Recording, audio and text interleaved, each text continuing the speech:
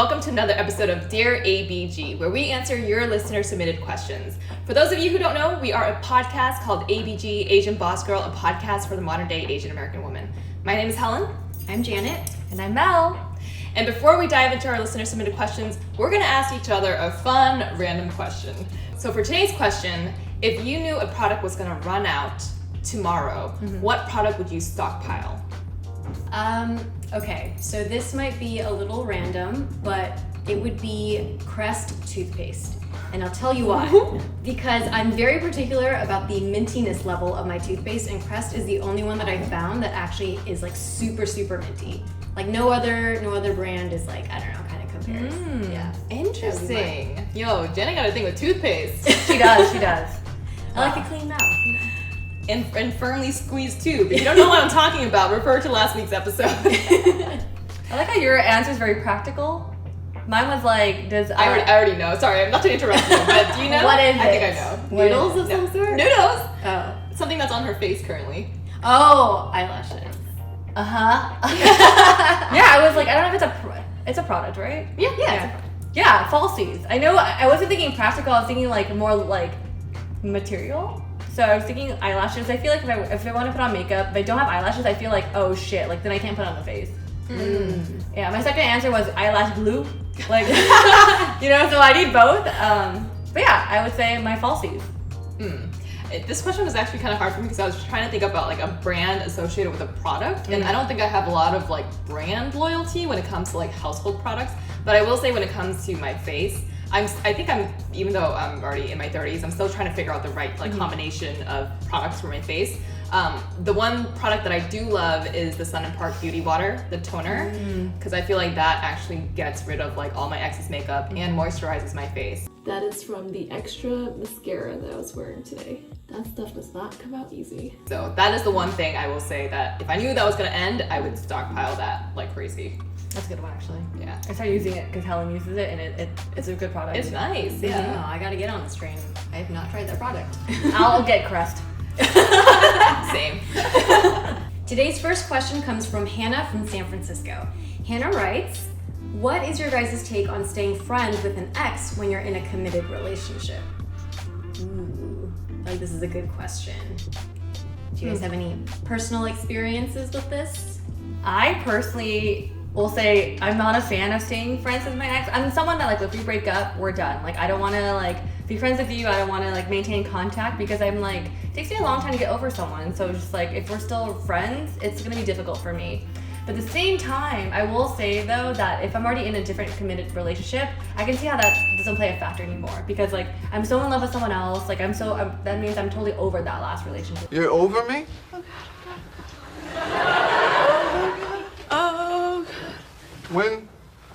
When were you under me?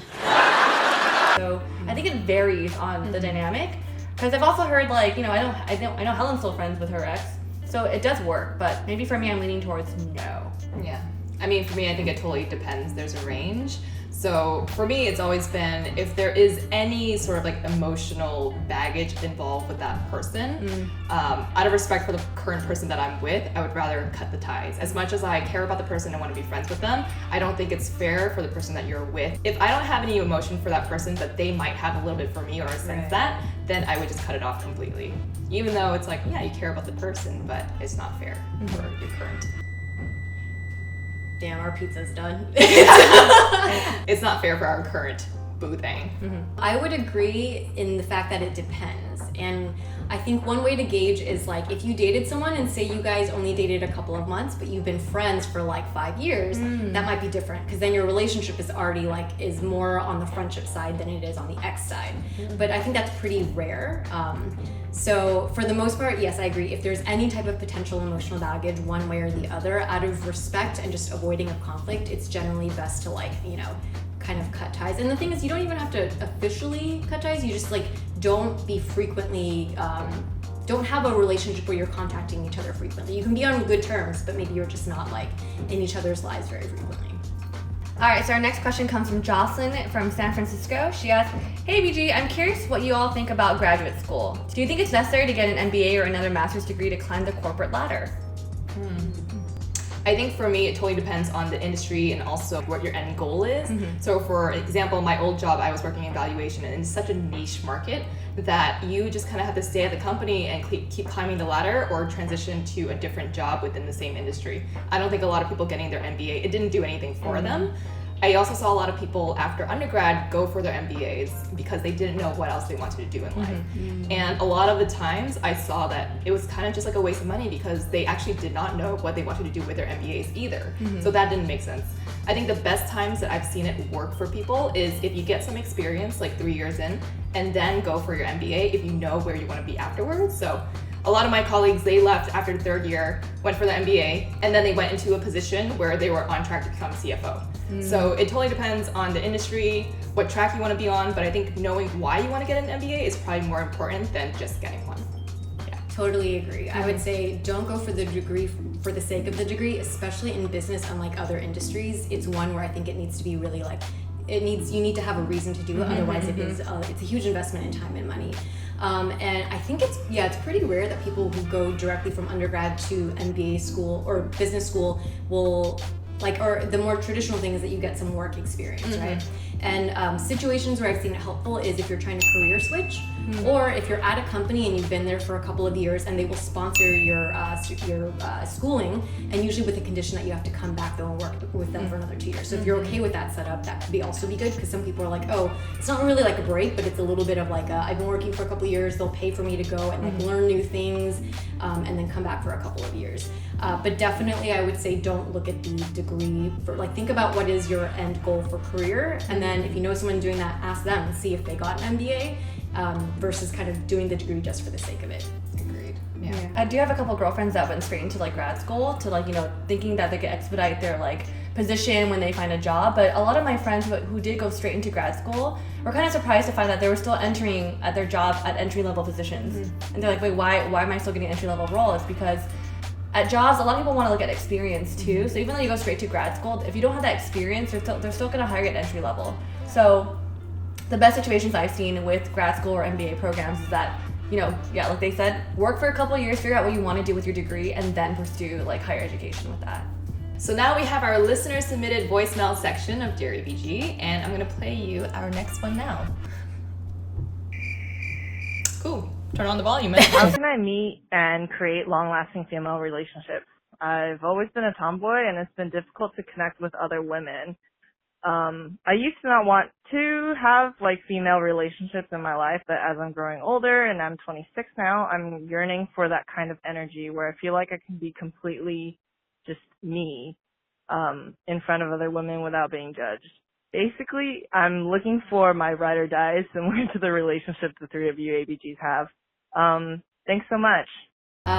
Female relationships, this is a great question. I feel like people talk a lot about finding your life partner when you get older, but not a lot of people talk about the importance of making sure you have a strong community of friends around you.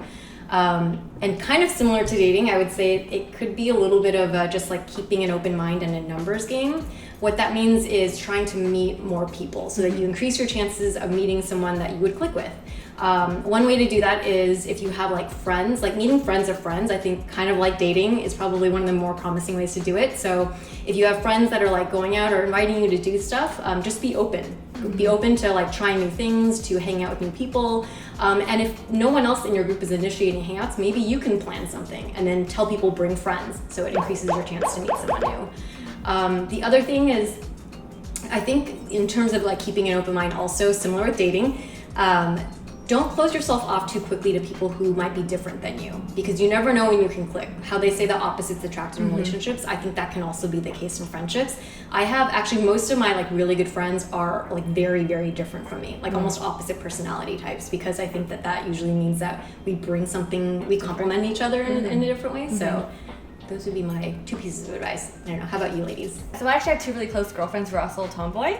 But something that's a little different than Janet is I think that we try to connect on our similarities more than our differences. We connect on deeper level, our family backgrounds. We connect more on the things that are going on in our lives versus our specific interests, if that makes any sense. Just kind of focusing on that and showing genuine care. I think that's all that matters, because I feel like that's how we're able to form a deep, meaningful bond. So I think my advice is just fixate on your commonalities versus fixating on the differences. I think for me, my best friends in college were 2 guys. And I remember when I moved to LA, I was like, okay, I'm gonna find girlfriends. And I did get a group of girls that I hung out with a lot, and it was nice because we went to like dinner together, we talked about boys and all of this stuff, and I was like, woo, girlfriends. And like some of the people that were in that group, just like 1 or 2, turned out to be extremely just catty and all the things that you don't want in a girlfriend relationship, and it felt pretty toxic. So there's a part of me, I remember being in bed and just thinking like, I'm never gonna find like my girlfriends here or something like that. And I think it does take a lot of patience, and you kind of, it's kind of like dating, right? You have to put in the effort to reach out to people and make time to grab coffee, lunch, picnic dates, whatever it is, Zoom chats. It's important to just reach out. So I think that's the best piece of advice I could give for, even like, I think for us, you just reach out to me like to go out or something. Yeah. That was random. It literally was like a flute. Like I reached out to Helen saying, what are you doing tonight? Because I had an inkling that we would get along. I'm not saying we would, but like, hey, maybe we can get along. And then she's like, yeah, come out. And then ever since then, we just like went out every weekend. And she started making herself feel comfortable, and she started bringing over her laundry, and I was like, what did I get myself into? Just like a relationship. She was moving in. Yeah. You know I love you when I bring over my laundry. Find yourself a friend like Janet who lets you bring your laundry over, and she's not even home. Because I have a pair of keys now. And that wraps today's Dear ABG. Thank you so much for joining us. If you have a question or something you want to write us in about, you can either fill out the form below, or you can give us a call right here. I liked it. If you haven't heard of us, we also have a podcast called ABG AsianBossGirl. And if you haven't already, check out our most recent episode through Spotify, Apple, and all the other podcasting platforms. Also, if you'd like to support us through buying our merch, Mel is wearing our latest ABG Badges tee. I'm not going to twerk, but can you see Pop, it? pop, pop, pop. Yeah, I'm sweaty. Part the hair. Can you see it? I'm so bad at this. All Gonna the back up, beautiful you wanna- badges. Back up into the camera again, like Janet. I can't even bend right now. Does this work? Yes, There you go, good. there you go. Okay. Thank you, my model. I tried. Anyway, we'll see you all right here next week on another episode of Dear ABG. Bye. Dude, my crotch is all types of baggy.